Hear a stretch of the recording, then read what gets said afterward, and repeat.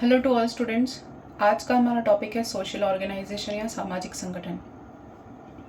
तो सामाजिक संगठन क्या होता है? ये कोई बहुत पुरानी टर्म नहीं है। जंतुओं में सामाजिक संगठन के अध्ययन का क्षेत्र बहुत पुराना नहीं है। जंतुओं में जो सामाजिकता होती है उसके ऊपर जो स्टडी सबसे पहले किया था वो W.C. एलन 1938 में किया था और एक ब्रांच डेवलप की थी जिसका नाम है समाज जैविकी या सोशियोबायोलॉजी।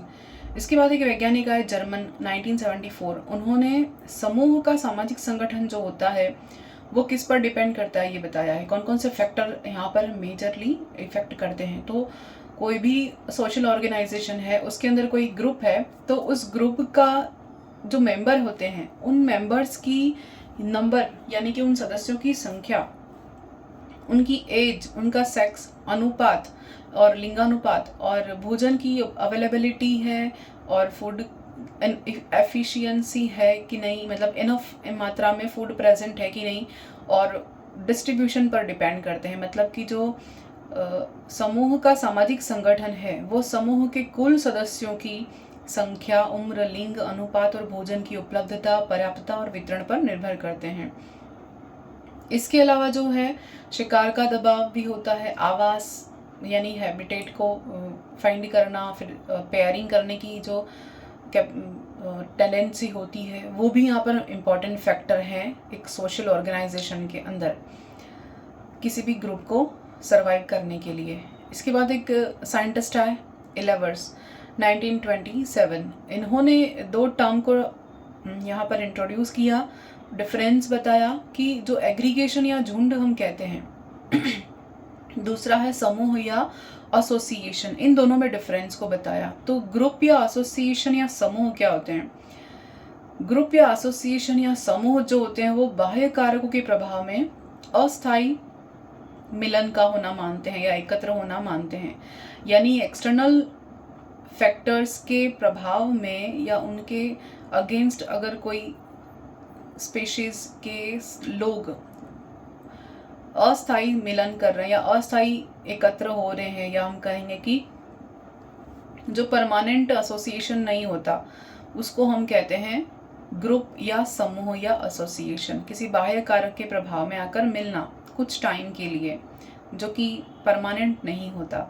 तो ऐसे एग्जाम्पल हम देखते हैं, कीटों का जो प्रजनन होता है उसके लिए वो लाइट के सोर्स के आसपास एकत्र हो जाते हैं। हम देखते हैं बारिश के दिनों में इंसेक्ट जो होते हैं वो लाइट के सोर्स के आसपास बहुत सारे एकत्र हो जाते हैं, तो वो एक झुंड बनाते हैं, एक एसोसिएशन बनाते हैं। तो वो स्थायी नहीं होता, वो परमानेंट नहीं होता, इसलिए अस्थायी मिलन यहाँ पर बोला है। दूसरा हम देखेंगे केचुआ जो होता है या अर्थवर्म है, वो अर्थवर्म अपनी रक्षा के लिए और नमी वाली जगह ढूंढते हैं और नमी वाली जगह पर जाकर एकत्र हो जाते हैं, जो कि पर्यावरणीय उद्दीपन के प्रति एक रिएक्शन या रेस्पॉन्स के फॉर्म में होते हैं, जो परमानेंट नहीं होता। दूसरा टर्म है यहाँ पर झुंड या एग्रीगेशन। पहला था ग्रुप या एसोसिएशन, दूसरा है झुंड या एग्रीगेशन। इसमें क्या होगा कि यह प्रजननशील सदस्यों द्वारा बनाए जाते हैं, मतलब अप्रजननशील सदस्यों द्वारा बनाए जाते हैं। मतलब क्या कह रहे हैं कि यहाँ पर जो भी ग्रुप बनेंगे या एग्रीगेशन होगा वो एक दूसरे से अट्रैक्ट होकर बनेगा, परस्पर आकर्षण के कारण बनेंगे। तो यहाँ पर मेल फीमेल का ग्रुप साथ में होना ज़रूरी नहीं है, मेल का ग्रुप भी साथ में हो सकता है, फीमेल का ग्रुप भी साथ में हो सकता है।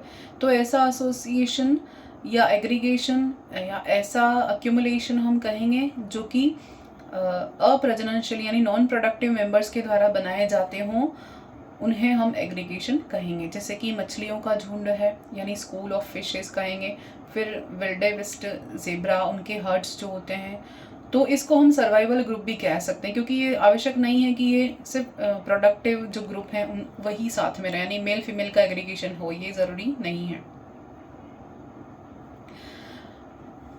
नेक्स्ट, एलिवर्स ने क्या बताया कि समाज को सच्चे समुदाय माना जो कि किसी सामाजिक नैसर्गिक वृत्ति के कारण बनते हैं। मतलब क्या कह रहे हैं कि एलिवर्स ने बताया कि जो सोसाइटी होती है उसको एक ट्रू कम्युनिटी माना, क्योंकि एक नेचुरल टेंडेंसी होती है जिसके कारण कुछ लोग एक साथ आते हैं और समाज का निर्माण करते हैं। यानी कि उनमें एक्सटर्नल चेंजेस तो होते रहते हैं, लेकिन उसके बाद भी वो समाज बना रहता है। एक सोसाइटी जो होती है वो हमेशा बनी रहती है, क्योंकि उसमें सेम टेंडेंसी के मानसिकता वाले जो लोग होते हैं या नेचुरल उनकी जो प्रवृत्ति होती है उसके कारण कुछ लोग साथ में आते हैं, क्योंकि वो एक जाति के होते हैं इसीलिए।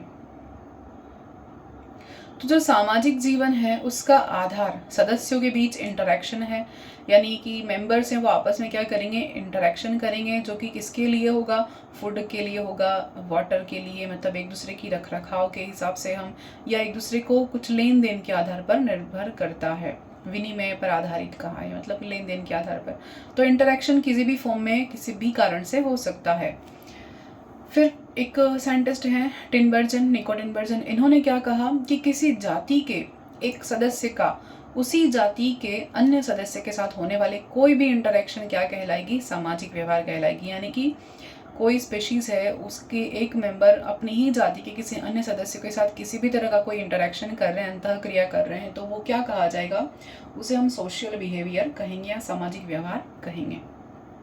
नेक्स्ट विल्सन और ब्राउन 1975, इन्होंने क्या बताया, कुछ विशेषताएं बताई, स्पेशलिटी हम कहेंगे, जो कि समाज के समूह और उनके व्यवहार की होती हैं। तो उनकी विशेषताओं में पहला देखेंगे, सामाजिक व्यवहार का लक्षण जो महत्वपूर्ण है वो क्या होता है। यानी पहला महत्वपूर्ण लक्षण क्या है किसी भी सोशल बिहेवियर के लिए, कि ऐसे जंतु की संख्या देखना जो कि सक्रिय भागीदारी दिखाते हैं और समूह में साथ रहते हैं। मतलब कि वास्तविक सामाजिक व्यवहार वही कहा जाएगा जिसमें कि सोसाइटी के जो मेंबर हैं वो मेंबर क्या करेंगे, एक्टिवली पार्टिसिपेट करते हैं और एक दूसरे के साथ रहते हैं और इंटरेक्शन करते हैं। जैसे कि मेल फीमेल का साथ में रहना, फिर मदर और बच्चे का जो इंटरेक्शन होता है वो ट्रू यहाँ पर कहा गया है, ट्रू बिहेवियर कहा गया है, सोशल बिहेवियर। नेक्स्ट है, सामाजिक जीवन उस लंबाई या जीवन चक्र के उस भाग पर निर्भर करता है जिसमें समूह साथ रहता है। मतलब क्या कह रहा है कि सामाजिक जीवन उस लंबाई या जीवन चक्र पर निर्भर करता है जिसमें कोई ग्रुप साथ में रहते हैं, यानी कि समूह का साथ साथ में रहना, जिस पर्टिकुलर लाइफ टाइम में जिस लंबी अवधि में वो साथ में रहते हैं वो उनका सामाजिक जीवन कहा जाता है। किसी भी इंडिविजुअल का किसी के साथ में सर्वाइव करना, ये कहा जाता है सामाजिक व्यवहार। नेक्स्ट है, समूह में किसी अवधि तक साथ रहने की बजाय इस बात को महत्व दिया जाता है कि वास्तव में सामाजिक व्यवहार में कितनी ऊर्जा खर्च की जाती है। यानी क्या कह रहे हैं कि समूह में किसी अवधि तक साथ रहने की बजाय, यानी सिर्फ ग्रुप में रहना ही काफ़ी नहीं होता, ये कह रहे हैं कि वास्तव में सामाजिक व्यवहार में हमने उस इंडिविजुअल सोसाइटी के लिए या उस पर्टिकुलर ऑर्गेनाइजेशन के लिए हमने अपनी एनर्जी कितनी खर्च की, यही कहा जाएगा सामाजिक व्यवहार वास्तविक रूप में। क्योंकि हाँ, एक इंडिविजुअल क्या करेगा, सिर्फ खुद के लिए फूड सर्च करेगा, खुद के लिए अपना शेल्टर ढूंढेगा और स्वयं के लिए ही अपना काम करता है, तो उसको हम सामाजिक व्यवहार नहीं कहेंगे। अगर वो ग्रुप के लिए कुछ कर रहा है, समूह के लिए कुछ कर रहा है, अपनी एनर्जी को कंज्यूम कर रहा है, तब वो सामाजिक व्यवहार कंसीडर किया जाएगा। नेक्स्ट, समूह में सदस्यों के बीच परस्पर संप्रेषण को आवश्यक माना है। मतलब कि जो ग्रुप है उसके जो मेंबर्स हैं वो मेंबर्स क्या करेंगे, आपस में कम्युनिकेट करेंगे। रेसिप्रोकल कम्युनिकेशन माना है, जो कि विजुअल हो सकता है, ऑडिटरी हो सकता है, ऑल्फैक्टरी हो सकता है और टैक्टाइल हो सकता है। मतलब कि दृश्य द्वारा, फिर सुनने के द्वारा और स्मेल के थ्रू और स्पर्श के थ्रू, ये कम्युनिकेशन हो सकता है किसी भी एनिमल के ग्रुप में। नेक्स्ट है, समाज की विशिष्टता होती है क्या, कि श्रम विभाजन, यानी कि हम इसको कहेंगे, श्रम विभाजन को हम कह सकते हैं डिवीजन ऑफ लेबर। यानी कि हम देखते हैं कि जो निम्न वर्ग के इंसेक्ट वगैरह जो होते हैं, जैसे दीमक है और हनी बी है, इन सब में हम देखते हैं कि जो श्रम विभाजन पाया जाता है। यानी कि हर एक ग्रुप जो होता है, एक ग्रुप के अंदर अलग अलग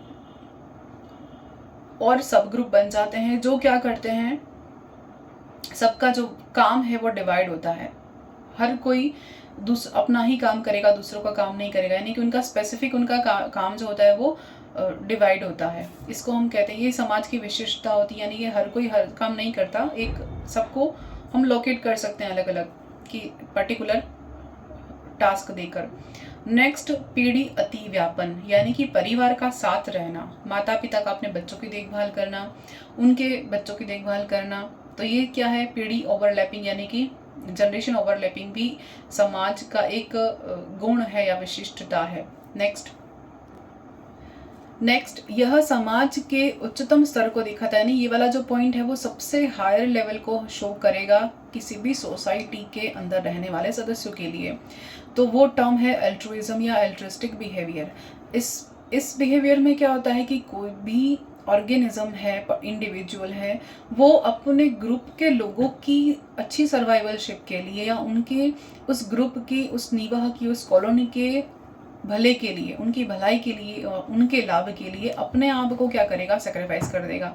यानी इसमें त्याग करने वाला जो मेंबर है वो उसको क्या होगा, कोई भी कीमत चुकानी पड़ती है। यानी कि इंडिविजुअल क्या करेगा, अपने ग्रुप के अच्छे के लिए, उनके लाभ के लिए, उनकी भलाई के लिए खुद का सेक्रीफाइस कर देगा। वो सेक्रीफाइस हो सकता है या तो रिप्रोडक्शन के फेज में या उनके लाइफ के फेज में भी हो सकता है। वो खुद की रिप्रोडक्टिविटी भी त्याग कर सकता है और अपना जीवन भी त्याग कर सकता है, जो कि चरम परिस्थितियों यानी क्लाइमेटिक कंडीशन में हम कहेंगे क्लाइमेक्स क्या हो जाएगा कि स्वयं का प्रजनन का त्याग कर देना या अपने जीवन का त्याग कर देना।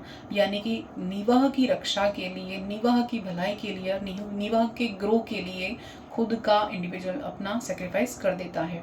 तो ये क्या कहा जाता है, एल्ट्रिस्टिक बिहेवियर कहा जाता है। अगर यहाँ पर जिसके लिए हम त्याग कर रहे हैं वो अपना ही कोई रिलेटिव है या अपने फैमिली मेंबर है, एकदम नियरली क्लोज है, तो ये टर्म क्या किसमें बदल जाएगी, एल्ट्रिस्टिक को हम कहेंगे किन सिलेक्शन या बंधु चयन कहेंगे।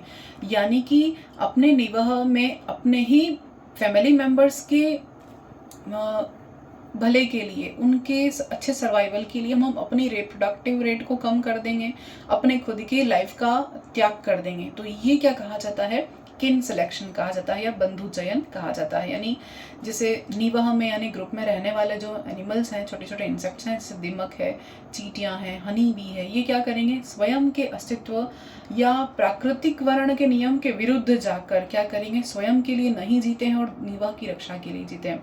यानी यहाँ बोला है प्राकृतिक वर्ण के नियम के विरुद्ध, यानी कि लॉ ऑफ ये क्या कहते हैं इसको, प्राकृतिक वर्ण का जो नियम है, यानी नेचुरल सिलेक्शन जो डार्विन के द्वारा किया गया था। तो ये लॉ ऑफ नेचुरल सिलेक्शन, इसमें क्या बताया जाता है कि सर्वाइवल ऑफ द फिटेस्ट, यानी कि अपने स्वयं के लिए हम जीते हैं या खुद के लिए सब कुछ करना। अगर आप फिट हो तभी माने जाओगे जब आप फाइट करके और अपने आप को सरवाइव करने के लायक बना सकते हो। तो ये क्या करेगा, ये वाला नियम उसके जस्ट ऑपोजिट है। क्यों? क्योंकि ये खुद के लिए ना सोचकर किसके लिए सोचते हैं, ग्रुप के लिए या अपने फैमिली मेंबर्स के लिए सोचते हैं। नेक्स्ट है आइजेनबर्ग। आइजेनबर्ग ने क्या किया, संगठित समाज के 4 यहाँ पर प्रॉपर्टी बताई हैं। तो पहली जो प्रॉपर्टी है वो है वो कम्युनिकेशन, दूसरी है कोहेशन, थर्ड है डिवीजन ऑफ लेबर,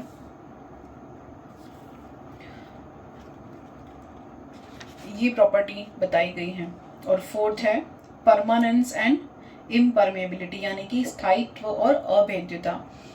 फर्स्ट है कम्युनिकेशन जो कि सामाजिक संगठन की विशेषता है।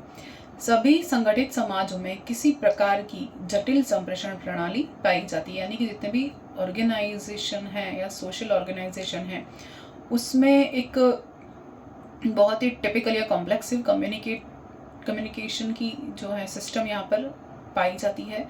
तो सामाजिक समूह के जो जंतु हैं वो क्या करेंगे, या तो अपने मुख के द्वारा, हाव भाव के द्वारा मुद्राएं बनाकर या कलर चेंज करके या किसी तरह का साउंड प्रोड्यूस करके या कोई फिरोमोन सिक्रेट करके एक दूसरे से कम्युनिकेट करते हैं। ये हम सभी जानते हैं कि एनिमल्स इस तरह से कम्युनिकेट करते हैं, या एक दूसरे को टच करके वो संकेत देंगे या सिग्नल देते हैं। तो ये कम्युनिकेशन का अलग अलग पैटर्न अलग अलग ऑर्गेनिजम्स में पाया जाता है। इसके अलावा जो बैट होते हैं वो क्या करेंगे, यहाँ पर इको साउंड या प्रतिध्वनि निर्धारण, इको लोकेशन के द्वारा अपना कम्युनिकेट करते हैं। फिर हनी बी में वैगल डांस पाया जाता है, हमने देखा है। तो जितने भी लोअर हैं उनमें इस तरह का कम्युनिकेशन होता है, लोअर एनिमल होते हैं। अब उच्चतर यानी कि हायर जो एनिमल्स होते हैं उनमें क्या होगा, मुख के हाव भाव द्वारा, मुद्राओं द्वारा या साउंड प्रोड्यूस करके अपने इमोशंस को वो जाहिर करते हैं, अपने इमोशंस को बताते हैं और संदेशों को व्यक्त करते हैं। मतलब कि मैसेज भेजने के लिए या कम्युनिकेट करने के लिए वो अलग अलग तरह के यहाँ पर अप्रोचेस करते हैं। नेक्स्ट है कोहेशन या संसक्ति।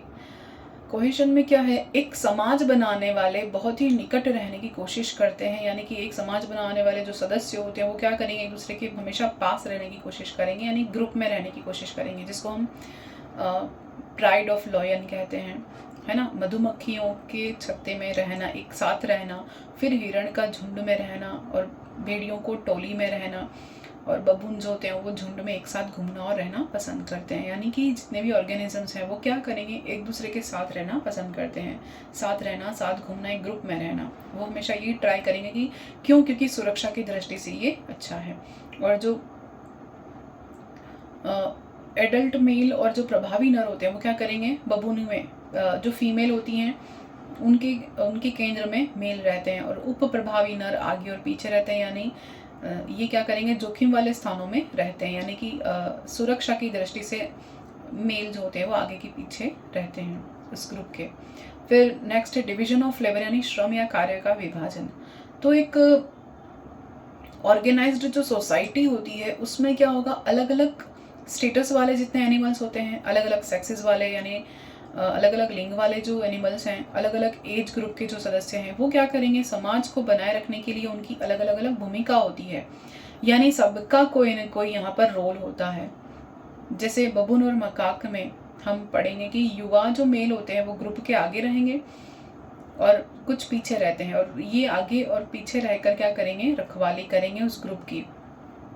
नेक्स्ट जो एजेड जो मेल है वो क्या करेंगे, सेंटर में रहते हैं और वो उनके रेस्ट करने का प्लेस ढूंढेंगे, भोजन करने का स्थान वो तय करते हैं, निर्धारित करते हैं। जैसे मधुमक्खियों में जो एक क्वीन होती है, फिर कुछ ड्रोन्स होते हैं और बहुत सारे वर्कर्स होते हैं जो अलग अलग तरह के काम करते हैं। फिर है दीमक में एक राजा होता है, रानी होती है और कुछ इसमें भी अच्छे से ऑर्गेनाइज्ड सोसाइटी पाई जाती है। नेक्स्ट फोर्थ है परमानेंस एंड इम्परमेबिलिटी, स्थायित्व और अभेद्यता। अधिकांश जो मेमल्स होते हैं उनमें क्या होगा, कोर जो बनाते हैं यानी कोर ग्रुप बनाते हैं वो कौन होते हैं, फीमेल्स होती हैं। जितनी भी फीमेल है वो क्या करेंगी, एक उस समूह को बाउंड रखने के लिए, यानी कि उस समूह को बनाए रखने के लिए इम्पॉर्टेंट रोल यहाँ पर उनका होता है, क्योंकि वो परस्पर क्या करती हैं, संबंधी होती हैं, एक दूसरे को छोड़कर नहीं जाती। जो महिलाओं का जो ग्रुप है, महिला यानी कि हम यहाँ पर कहेंगे फीमेल मेमल के अंदर, हम यहाँ पर प्राइमेट्स की बात कर रहे हैं, मेनली यहाँ पर प्राइमेट्स आ जाते हैं। तो फीमेल्स में क्या होगा कि वो समाज को छोड़कर नहीं जाती, और जो मेल होते हैं वो ग्रुप को छोड़कर जा सकते हैं, लेकिन फीमेल का जो कोर ग्रुप हम कहते हैं वो जो कोर ग्रुप बनाती है, यानी कि वो अपने समाज को संगठित रखने के लिए हमेशा साथ रहती हैं, बाधाएं छोड़कर नहीं जाती। मेल जो होते हैं वो अपने ग्रुप को छोड़कर जा सकते हैं या बदलते रहते हैं। और इसमें क्या होता है कि जो ऑर्गेनाइजेशन है उसमें बाहर से आने वाले अगर सदस्य हैं कोई, तो उनका वो क्या करेंगे, विरोध करेंगे, प्रतिरोध करेंगे, इसलिए इसको स्थायित्व और अभेद्यता कहा है। नेक्स्ट है मैटिंग ग्रुप्स और मैटिंग स्ट्रेटेजीज, विवाह बंधन और विवाह बंधन नीतियाँ। तो पहला है इसमें मोनोगेमी, दूसरा है पॉलीगेमी। मोनोगेमी, पॉलीगेमी, इसमें क्या होता है कि ये सबसे सिंपलेस्ट फॉर्म है और सदस्यों की संख्या सबसे कम होती है और इसमें एकल विवाह पाया जाता है। यानी इसके एग्जांपल में 90% जो पक्षी होते हैं वो एकल विवाही होते हैं, 4% से कम जो मेमल्स होते हैं और केवल 20% जो मानव समाज में पाया जाता है ये व्यवहार। और इसका बेस्ट एग्जांपल अगर हम देखें तो यहाँ पर है डिक एक बर्ड्स हैं, ये सारे ड्यूकर्स हैं, स्टीनबोक हैं, ग्रिसबॉक है, गाने वाली चिड़िया है, ईगल, बीवर्स, फॉक्सेस, कॉयोट्स और हंस, ये मैनी पक्षी अधिकतर यहाँ पर होते हैं, वो एकल विवाही होते हैं। नेक्स्ट इसको भी 3 पार्ट में बांटा गया है, पैतृक योगदान के आधार पर, अधिकार क्षेत्र के विस्तार के आधार पर, और थर्ड है काल संबंध के आधार पर।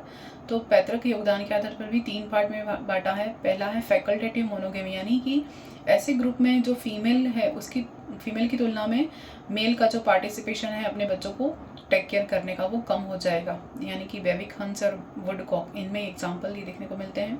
नेक्स्ट ऑब्लिगेट या ऑब्लिगेट मोनोगमी यानी अविकल्पी, यानी कि इसमें माता और पिता दोनों का जो योगदान होता है अपने बच्चों को टेक केयर करने के लिए वो समान रहता है, केयरिंग करने के लिए। पेलिकन, हैरिंगल एग्जाम्पल हैं। नेक्स्ट है पैतृक योगदान के आधिक्य वाला क्षेत्र। तो इसमें क्या होता है कि जहाँ पिता जो होते हैं वो उनका योगदान अधिक होता है माता के कंपैरिजन में, तो वो टेक केयर ज़्यादा करते हैं अपने बच्चों की। तो गोल्डन लायन, टैमरिन है इसका एग्जाम्पल। नेक्स्ट है टेरिटोरियल यानी अधिकार क्षेत्र के आधार पर। तो इसमें भी 2 पैटर्न है, यानी जिसमें दोनों का समान अधिकार होगा, अधिकार क्षेत्र अपने अपने अधिकार क्षेत्र की रक्षा करेंगे, वो आएंगे उसमें गोल्डन लायन और इंद्री या गिब्बन आएंगे। नेक्स्ट है मादा संरक्षण, मादा रक्षण यानी फीमेल क्या करेगा, फीमेल जो होती है वो अपने टेरिटोरी की देखभाल करेगी और उसको फिर मेल उस पर निगरानी रखता है, यानी अधिकार तो होता है मादा का, लेकिन फीमेल उस पर आकर अधिकार करेगा, उसको देखभाल करेगा उस क्षेत्र की, टेरिटोरियल बिहेवियर कहते हैं इसको। फिर नेक्स्ट है पॉलीगेमी। पॉलीगेमी के एग्जाम्पल क्या है, लंगूर है, सिंह है, हिरण, एंटीलोप और रेड विंग्ड ब्लैकबर्ड है, फर सील है, चेकाना, ये सारे एग्जाम्पल पॉलीगेमी के। नेक्स्ट है सामाजिक होने के लाभ क्या क्या हैं। पहला तो है एंटी प्रेडेशन यानी कि परभक्षण विरोधी, यानी कि शिकार से बचाव हो जाता है क्योंकि ग्रुप में रहते हैं, साथ में रहते हैं। और दूसरा है फीडिंग एफिशिएंसी, यानी कि अगर ग्रुप में रहते हैं तो इन्फॉर्मेशन अच्छे से मिल जाती है। दूसरा फूड सर्चिंग बिहेवियर में इजी रहता है कि ग्रुप में रहते हैं तो खाना इजीली मिल जाता है, क्योंकि सारे ग्रुप के सदस्य को एक नहीं जाना पड़ता, कोई भी कुछ मिल जाते हैं या कुछ जैसे कि हनी बी में है कुछ वर्कर्स है तो वो फूड सर्च के लिए जाती हैं, तो सारे ग्रुप को वो मिल जाता है, अवेलेबल हो जाता है, इन्फॉर्मेशन भी एक साथ मिल जाती है, खतरे की सूचना भी एक साथ मिल जाती है। फिर फैसिलिटेशन ऑफ रिप्रोडक्शन, यानी कि रिप्रोडक्शन में भी वो ईजी रहता है अगर ग्रुप में साथ रहते हैं तो उनका जो स्पीशीज़ है वो बनी रहती है। नेक्स्ट यहाँ पर है नोट, सिंह, हिरण और वानर, एंटीलोप, इनमें क्या होता है मात्र सत्तात्मक प्रणाली पाई जाती है, यानी कि यहाँ पर जो फीमेल है उसका यहाँ पर डोमिनेंस देखा गया है। फिर एक आरपीएससी में क्वेश्चन आ चुका है, वृक्षवासी छछूंदर या ट्री श्रू जो होते हैं वो उनमें किस तरह का सोशल ऑर्गेनाइजेशन पाया जाता है, तो उनमें पाया जाता है पॉलीगेमी, और उसको टेरिटोरियल बिहेवियर भी कह सकते हैं, यानी ओवरलैप्ड टेरिटोरियल बिहेवियर भी कह सकते हैं, यानी मेल और फीमेल दोनों एक दूसरे को यहाँ पर अपने अधिकार क्षेत्र को बराबर से देखभाल करते हैं। तो ये पॉलीगेमी पाया जाता है ट्री श्रू में, ये एग्जाम में आ चुका है क्वेश्चन। तो यहाँ पर ये सोशल ऑर्गेनाइजेशन खत्म हो रहा है और इथोलॉजी के लगभग सारे चैप्टर्स हो चुके हैं, और नेक्स्ट वन्य जीव के संरक्षण के लिए जो है वो आगे वीडियो बनाएंगे। Thank you.